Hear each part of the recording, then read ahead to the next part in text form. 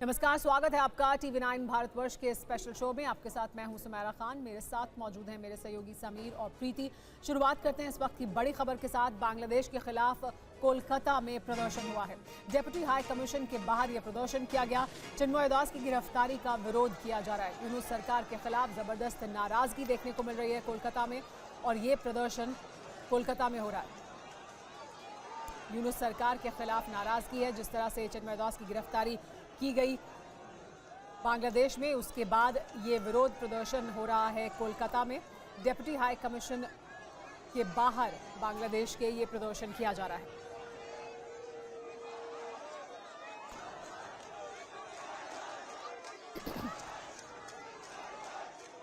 कोलकाता में ये जो तस्वीरें आप इस वक्त देख रहे हैं, ये बांग्लादेश के डेप्यूटी हाई कमीशन के बाहर की तस्वीरें हैं।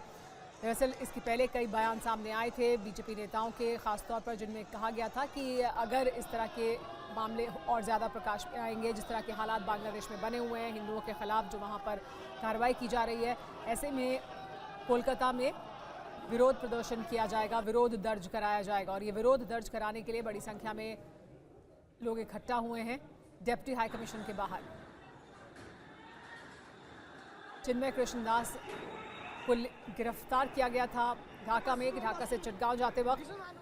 दरअसल चिन्मय कृष्ण दास पर बांग्लादेश की सरकार ने कई तरह के आरोप लगाए थे। हालांकि चिन्मय दास का ये कहना है कि वो हिंदुओं के खिलाफ हो रहे अत्याचार के विरोध में आवाज बुलंद कर रहे थे।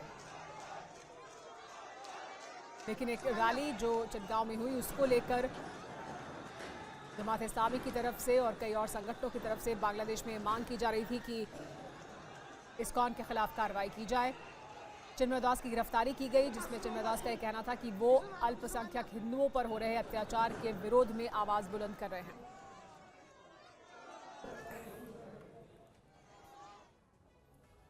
तो कोलकाता में डेप्यूटी हाई कमीशन के बाहर क्या हो रहा है बता रहे हैं वहां मौजूद हमारे संवाददाता रवि दत्ता। उनकी रिपोर्ट देखिए। यहाँ पे चिन्मय प्रभु जो है उनका पोस्टर लेके खड़े हैं और पुलिस की बैरिकेड के सामने हम लोग खड़े हैं। आप देख सकते हैं कि वो लोग यहाँ पे नारे लगा रहे हैं और यहाँ पे बांग्लादेश के अभी जो एडमिनिस्ट्रेशन है उनका यहाँ पे पुतला जलाए गए हैं। आप देख सकते हैं पुलिस पूरा फोर्स यहाँ पे है और यहाँ पे जो लोग हैं उनके साथ थोड़ा बातचीत करने की कोशिश करते हैं, देखते हैं वो लोग यहाँ पे क्या कहते हैं।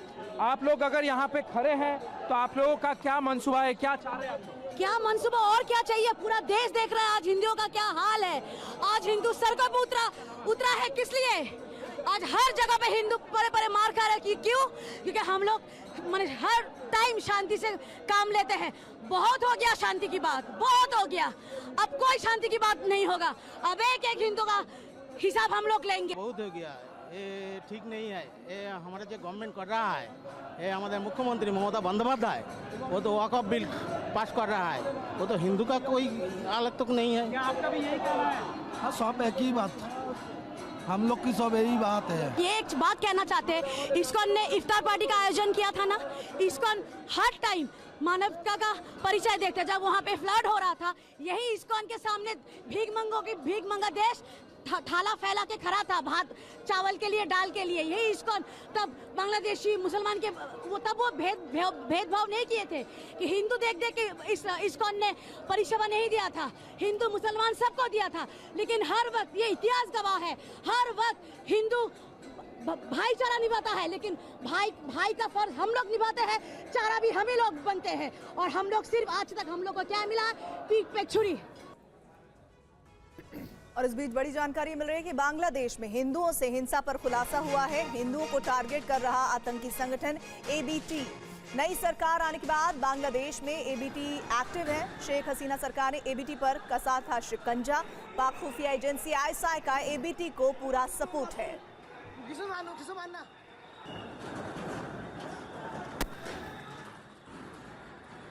जितेंद्र इस वक्त हमारे साथ हमारे सहयोगी जुड़ रहे हैं। जितेंद्र, एबीटी ग्रुप के इस पूरे प्रकरण में शामिल होने की बात की जा रही है। ये वही एबीटी ग्रुप है जिसके खिलाफ शेख हसीना सरकार एक्शन में थी, और क्या डिटेल्स मिली हैं? जी बिल्कुल, देखिए एबीटी को लेकर एक नया खुलासा हुआ है। दरअसल बांग्लादेश में जो स्थिति है उसको लेकर एबीटी को जिम्मेदार बताया जा रहा है और ये भी कहा जा रहा है कि एबीटी लगातार बांग्लादेश के अंदर हिंदुओं को टारगेट कर रहा है। इसके अलावा एक जमात इस्लामी वहाँ का आतंकी संगठन है, वो भी एबीटी का इसमें पूरा सपोर्ट कर रहा है और इन दोनों को पाकिस्तानी खुफिया एजेंसी ISI का पूरा सपोर्ट है। दरअसल जिस वक्त शेख हसीना सरकार गई थी और जो नई सरकार आई थी उसने जो एबीटी चीफ था उसको तुरंत रिहा किया था, जिसका नाम रहमानी है, और रहमानी को जेल से रिहा करने के बाद रहमानी ने बकायदा अपने संगठन को एबीटी को दोबारा से मजबूत किया और मजबूत करने के बाद हिंदुओं को वहां पर टारगेट करना शुरू कर दिया। बांग्लादेशी हिंदू और गैर बांग्लादेशी हिंदू दोनों को लगातार एबीटी के द्वारा टारगेट किया जा रहा है और अभी भी लगातार जो हिंदू मंदिर है उनको वहां पर टारगेट किया जा रहा है। इसके अलावा हिंदुओं को भी वहां पर लगातार ये आतंकी संगठन टारगेट कर रहा है। साल 2023 में असम के अंदर एबीटी का एक बड़ा मॉड्यूल बस्ट किया गया था। तकरीबन 50 से ज्यादा जो संदिग्ध है एबीटी से जुड़े हुए वो असम पुलिस के द्वारा गिरफ्तार किए गए थे। बाकायदा इस मामले की तफ्तीश उस टाइम NIA ने की थी, लेकिन अब जो नया खुलासा है, जो नई खुफिया रिपोर्ट है, उसके मुताबिक एबीटी एक बार फिर खुद को मजबूत करने की कोशिश कर रहा है। यानी अंसारुल्लाह बांग्ला टीम, जो कि इस वक्त बांग्लादेश में रिपोर्ट आ रही है कि बांग्लादेश में रह रहे हिंदू और बांग्लादेश में जो गैर हिंदू, मतलब बांग्लादेशी नहीं है पर वो हिंदू हैं, उनको टारगेट कर रहा है ये ग्रुप और ये एक्शन की वजह से इस तरह की हिंसा की कार्रवाई को बढ़ावा दे रहा है। बांग्लादेश इस्कॉन से ही जुड़ी एक और बड़ी खबर सामने आ रही है। हाईकोर्ट ने बैन लगाने से बांग्लादेश में इनकार कर दिया है। तो बांग्लादेश के हाईकोर्ट ने इस्कॉन पर बैन लगाने से इनकार कर दिया है। इस्कॉन पर बैन लगाने की मांग की गई थी, एक याचिका दायर की गई थी। अथॉरिटी ने कोर्ट को कार्रवाई का भरोसा दिया है, यानी जो सरकार है उसकी तरफ से ये भरोसा दिलाया गया है कि कार्रवाई की जाएगी उचित, लेकिन हाई कोर्ट ने इस पर आगे मामले को बढ़ाने से इनकार कर दिया।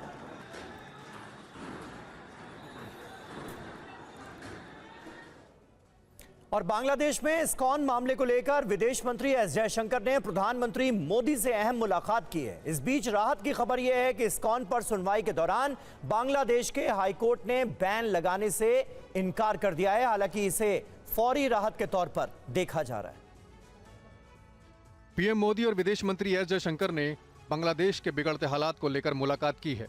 ये मुलाकात हिंदुओं पर हमले को लेकर हुई। इसके बाद सरकार बांग्लादेश पर सदन में बयान देने के लिए तैयार है। बुधवार को कांग्रेस ने भी केंद्र से बांग्लादेश में हिंदुओं की सुरक्षा के मामले में ठोस कदम उठाने की मांग की थी।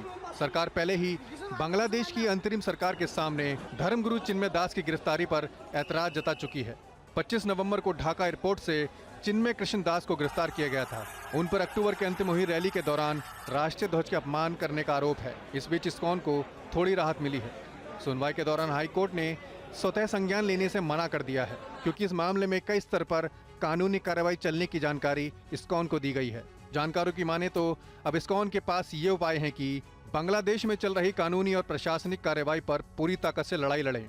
इस्कॉन एक अंतर्राष्ट्रीय मंच है और विभिन्न अंतर्राष्ट्रीय मंचों पर इसे धार्मिक स्वतंत्रता के हनन के तौर पर उठाया जाए। ICC में बांग्लादेश सरकार के खिलाफ मुकदमा चलाया जाए। हिंदुओं पर हिंसा को लेकर शेख हसीना ने जारी किया बयान। सनातनी नेता को गलत तरीके से अरेस्ट किया गया। शेख हसीना ने कहा, सनातनी नेता को तुरंत रिहा किया जाए, धार्मिक आजादी और लोगों की जान की सुरक्षा सुनिश्चित हो। शेख हसीना की तरफ से उनकी बेटी ने जारी किया बयान।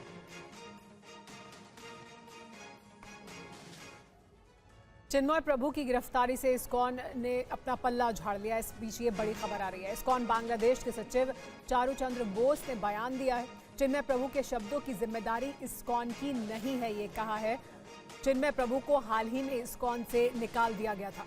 तो चारू चंद्र बोस ने कहा कि बांग्लादेश इस्कॉन की तरफ से बड़ा बयान जारी किया गया, जिसमें कहा गया है कि चिन्मय दास के बयान की जिम्मेदारी इस्कॉन की नहीं है। चिन्मय प्रभु को हाल ही में इस्कॉन से निकाल दिया गया था, ये उनकी तरफ से साफ किया गया। क्या कहा है उन्होंने, सुनिए। और खबरों में आगे बढ़ते हैं। दिल्ली धमाके की जांच में NIA, NSG और दिल्ली पुलिस समेत तमाम सुरक्षा एजेंसियां जुट गई हैं। राजधानी में करीब 40 दिनों में दूसरे धमाके से कई सवाल खड़े हो गए। दिल्ली के प्रशांत विहार में जिस जगह धमाका हुआ वहां NSG के कमांडो जांच में जुटे हैं। NIA की टीम ब्लास्ट की जांच में जुटी है। दिल्ली पुलिस और फॉरेंसिक टीम पहले से ही हालात की छानबीन कर रही है। यानी पूरी जांच एजेंसी ये जानने में जुटी है कि ब्लास्ट क्यों, कैसे और किसने किया। अक्टूबर में ही ठीक इसी जगह, यानी कि जहां पर ये ब्लास्ट हुआ, इससे महज 500 से 600 मीटर की दूरी पर एक और ब्लास्ट हुआ था और दोनों ब्लास्ट का जो पैटर्न है वो हूबहू सेम देखा जा रहा है। 19 अक्टूबर को इसी इलाके के पास एक स्कूल के बाहर धमाका हुआ था। 38 दिन बाद दिल्ली में दूसरा बड़ा धमाका हुआ है, जिसमें एक टेम्पो ड्राइवर घायल हुआ है। प्रत्यक्षदर्शियों के मुताबिक धमाके के बाद आसमान में सफेद धुआं देखा गया। सफेद धुआं और काला धुआं निकलता हुआ दिखा। घटनास्थल से सफेद पाउडर मिला है। जिस बंसी स्वीट्स के पास ये धमाका हुआ वो भीड़ भाड़ वाला इलाका है। जिस सड़क पर ये ब्लास्ट हुआ है ठीक इसी सड़क पर बड़ी मार्केट भी यहाँ पर है, तो जाहिर सी बात है चहल पहल यहाँ पर काफी रहती है। तो ऐसे में सुबह का वक्त चुनना, वो भी तकरीबन 12 बजे का, तो अपने आप में कहीं ना कहीं टेरर एक्टिविटी की तरफ इशारा करता है। और इन धमाकों के बाद लगातार तफ्तीश जारी है, लेकिन प्रशांत विहार में क्या हुआ, चश्मदीदों ने क्या क्या देखा, टीवी 9 संवाददाता जितेंद्र शर्मा ने वहां मौजूद लोगों से बात की।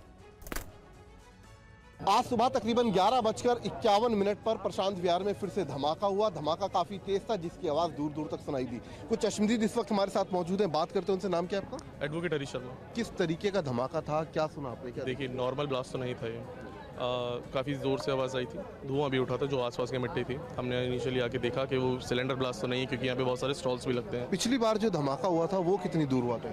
यहाँ से 200 मीटर। 200 मीटर की दूरी। आज जब ये धमाका हुआ भीड़ भाड़ थी यहाँ पर? हाँ जी। हाँ, उस टाइम कम भीड़ थी जी, क्योंकि सुबह 11-12 बज रहे थे, लोग घर से नहीं निकले। अगर थोड़ा सा और लेट हो जाता तो यहाँ बहुत ज़्यादा भीड़ होती, क्योंकि यहाँ क्राइम ब्रांच है, पार्क है, पार्क में बुजुर्ग आदमी हमारे जैसे आते हैं, कम से कम 500-400 आदमी तो हो जाते हैं। बच्चों की छुट्टियाँ होती हैं जिस टाइम 2 बजे के, अभी तो बहुत मुश्किल हो जाती है। हम लोग तो डरे हुए हैं, अगले महीने से ही डरे हुए हैं कि ऐसा बार बार क्यों हो रहा है। सरकार को इसको पता लगाना चाहिए। 1 महीने में 2 ब्लास्ट हो गए, ऐसा नहीं होना चाहिए। और इस वक्त हम आपको तस्वीरें दिखाना चाहेंगे। सीसीटीवी फुटेज इस ब्लास्ट का सामने आया है, वो तस्वीरें हम आपको दिखा रहे हैं इस वक्त। ये देखिए, सीसीटीवी तस्वीरें कुछ सामने आई हैं। ब्लास्ट के दौरान की ये सीसीटीवी तस्वीरें बताई जा रही हैं। प्रशांत विहार इलाका दिल्ली का, जहां एक मिठाई की दुकान के बाहर ये ब्लास्ट हुआ है। ये तस्वीरें आप देखिए, सीसीटीवी फुटेज है।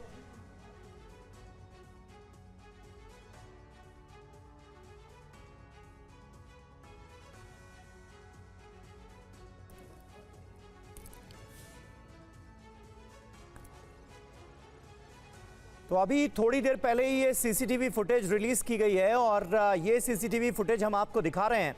और कहा यही गया है कि इसी सीसीटीवी फुटेज में वो धमाका भी कैमरे में कैद हुआ है। तो दिल्ली के प्रशांत विहार में धमाका आखिर कैसे हुआ, ये जांच का विषय है। एनआईए भी इस पूरे मामले की जांच कर रही है। खास बात यह है कि बीते दिनों दिल्ली के इसी इलाके से कुछ 100 मीटर की दूरी पर सीआरपीएफ स्कूल की एक दीवार पर भी ऐसा ही धमाका हुआ था और सफेद पाउडर की बरामदगी वहां से हुई थी।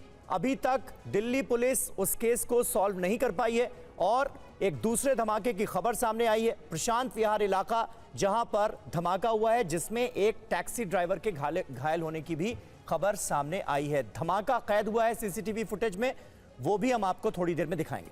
और जैसे ये तस्वीरें आती हैं आपसे साझा की जाएंगी। इधर संभल में हिंसा के दौरान मिले ऑडियो के आधार पर पुलिस ने 3 और लोगों को हिरासत में लिया है। बताया जा रहा है कि पकड़े गए लोगों से ही तमंचा लाने और हिंसा के लिए उकसाने की बात की गई थी। संभल में उपद्रवियों के खिलाफ पुलिस लगातार कार्रवाई कर रही है। पुलिस को सीसीटीवी फुटेज में दंगाइयों के ऑडियो भी मिले थे। इस ऑडियो में सामान यानी कि तमंचा लेने को कहा गया। ऑडियो में कई लोगों के नाम भी लिए गए थे, जिसके आधार पर पुलिस ने कई लोगों को गिरफ्तार किया है। इस बीच 3 और लोगों को पुलिस ने हिरासत में ले लिया है। इनके नाम आमिर पठान, मोहम्मद अली और फैसल अब्बासी बताए जाते हैं। बताया जाता है कि पकड़े गए तीनों ने 49 और दंगाइयों के बारे में पुलिस को जानकारी दी है, जिसकी पहचान की जा रही है। बताया जाता है कि इन तीनों लोगों ने ही आपस में बात करके भीड़ को मस्जिद के पास आने को कहा था, जिसके बाद कानून और व्यवस्था की स्थिति खराब हो गई। संभल हिंसा में पुलिस ने अफवाह फैलाने के आरोप में फरहत नाम के एक शख्स को भी गिरफ्तार किया है। कई दंगाइयों के पोस्टर भी जारी किए गए हैं, जिनकी पहचान की जा रही है। पुलिस ने नागरिकों को शांति बनाए रखने की अपील की है। स्थानीय प्रशासन ने इलाके में किसी भी अफवाह या गलत जानकारी को रोकने के लिए कड़ी निगरानी का निर्देश दिया है। इधर राजनीति जारी है। कल जुमे की नमाज और कोर्ट में संभल मामले की तारीख को लेकर पुलिस अलर्ट पर है। इंटरनेट सेवा 48 घंटे के लिए और बंद कर दी गई है। पुलिस लगातार फ्लैग मार्च कर रही है। संभल में भारी संख्या में पुलिस बल की तैनाती है। संभल हिंसा के बाद शुक्रवार को यानी कल सिविल कोर्ट में होने वाली सुनवाई और जुमे की नमाज को लेकर सुरक्षा के पुख्ता इंतजाम देखे जा सकते हैं। इस बीच पुलिस लगातार आसपास के इलाकों में फ्लैग मार्च कर रही है। संदिग्ध और गड़बड़ी फैलाने वालों पर कड़ी नजर रख रही है। इस बीच संभल जिले में हुई हिंसा के बाद भी रोज नए खुलासे हो रहे हैं। ड्रोन कैमरे से बनाए गए वीडियो से कई अहम जानकारियां पुलिस को हाथ लगी हैं। जमीन नहीं आसमान से भी कड़ी नजर रखी जा रही है। कई जगह पर ड्रोन कैमरे की निगरानी में जमा पत्थर मिले हैं, जिन्हें तत्काल हटाया गया। ड्रोन से ली गई इन तस्वीरों में आप देख सकते हैं कि निगम के कर्मचारी पत्थरों को हटाने में जुटे हैं। ये वही गली है जहां पत्थरबाजी की घटना हुई थी। निगम की तरफ से ट्रॉलियां भर भर कर पत्थर ले जाए गए। पुलिस के मुताबिक ये पत्थरबाजी के लिए जमा किए गए थे। अगले आधे घंटे में सारे रोड हटवा दी जाएंगे। आप देख रहे हैं लगी हुई है, ट्रालियां लगी हुई है, चारों तरफ से वाहन आ रहे हैं। एहतियातन प्रशासन ने 48 घंटे के लिए इंटरनेट सेवा को और बंद कर दिया है। यही नहीं, 30 तारीख तक किसी भी बाहरी नेता को संभल आने पर रोक दिया गया है। जुमे की नमाज लोगों से घरों में रहकर नमाज की अपील की जा रही है। और अजमेर दरगाह विवाद को लेकर बीजेपी नेता मुख्तार अब्बास नकवी ने कहा है कि इसके लिए वही लोग जिम्मेदार हैं जो दावे करते रहते हैं। टीवी 9 से खास बातचीत में उन्होंने क्या कहा, आइए देखते हैं। अब एक याचिका दी गई थी, उसमें यह कहा गया है कि ये शिव मंदिर के ऊपर बना हुआ है और जो स्थानीय कोर्ट है उसने इस पर नोटिस भी दिया है और इसको एक्सेप्टेबल। ये सब जो आपको घटनाक्रम दिख रहा है उसके अगर कोई जिम्मेदार और गुनहगार है तो जो लोग दावों की डकैती कर रहे थे उसके कारण जो है वो धावों का ब्लेंडर दिखाई पड़ रहा है। दावों की डकैती की वजह से धावों का ब्लेंडर है और बॉन्डर है। और इसलिए है कि अगर आप देखें तो ये कुछ वक्त माफिया सीधे साधे मुसलमानों के कंधों पे बंदूक और क्रिमिनल कॉन्स्पिरेसी और कम्युनल कॉन्स्पिरेसी का संदूक लेकर के हर प्रॉपर्टी पर, चाहे वो सरकारी हो, चाहे सामाजिक हो, चाहे धार्मिक हो, उस पर जो है वो धावों की और उस पर दावों की धूर्ततापूर्ण धुन में लगे रहे। और जिसका नतीजा हुआ कि लोगों में आक्रोश पैदा हुआ, लोगों में गुस्सा पैदा हुआ और लोगों ने भी दावे करने शुरू कर दिए, दावे करने शुरू कर दिए। इसलिए ये दावों की दुकानें बंद होंगी, तभी जो है वो ये दावे जो चल रहे हैं वो रुकेंगे। हिंदू सेना के अध्यक्ष विष्णु गुप्ता ने अजमेर दरगाह को लेकर कोर्ट में क्या दावे किए हैं, क्या क्या प्रमाण दिए हैं, इस बारे में टीवी 9 संवाददाता ध्वज ने विष्णु गुप्ता के वकील से बात की। ये क्या मामला है और किस तरीके से आपने ये जो वाद है कोर्ट में दिया है? एक वाद दायर हुआ है ना सिविल न्यायिक मजिस्ट्रेट पश्चिम के अंदर, जिसके अंदर हमारे वादी का ये कहना है कि ये जहाँ दरगाह है वहाँ पर एक शिव मंदिर है जिसकी पूजा अर्चना पहले होती थी।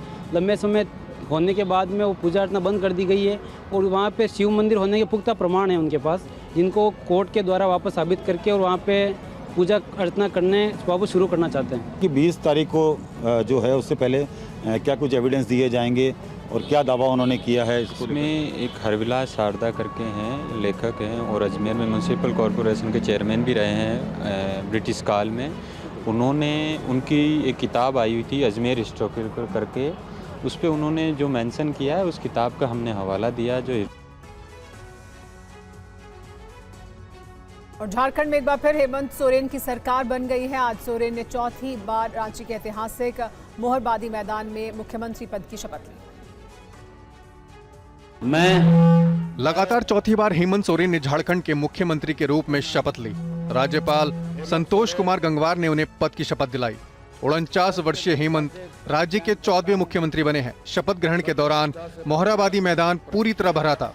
उधर मंच पर हेमंत सोरेन के साथ उनकी पत्नी कल्पना सोरेन समेत इंडिया गठबंधन के कई नेता मौजूद रहे। लोकसभा में नेता प्रतिपक्ष राहुल गांधी और कांग्रेस अध्यक्ष मल्लिकार्जुन खड़गे के साथ ही उत्तर प्रदेश के पूर्व मुख्यमंत्री अखिलेश यादव, पश्चिम बंगाल की मुख्यमंत्री ममता बनर्जी और बिहार के नेता प्रतिपक्ष तेजस्वी यादव और सांसद पप्पू यादव भी शपथ ग्रहण समारोह में पहुंचे। कर्नाटक के deputy CM D Shiva Kumar भी सोरेन के शपथ के साक्षी रहे। आपको बता दें कि 2024 के विधानसभा चुनाव में जेएमएम, कांग्रेस, आरजेडी और सीपीआईएमएल को 81 में से 56 सीटों पर जीत मिली, जिसमें जेएमएम को 34, कांग्रेस को 16, आरजेडी को 4 सीटें हासिल हुई। हेमंत सोरेन के नेतृत्व में इंडिया गठबंधन की ये बड़ी जीत है। वहीं जेएमएम का ये अब तक का सर्वश्रेष्ठ प्रदर्शन रहा। और गाजियाबाद के एक घर में पुलिस ऐसी खुशियां लेकर आई जिसका पिछले 3 दशक से इंतजार था। 31 साल पहले बिछड़े बेटे को पुलिस ने उसके परिवार से मिलवा दिया।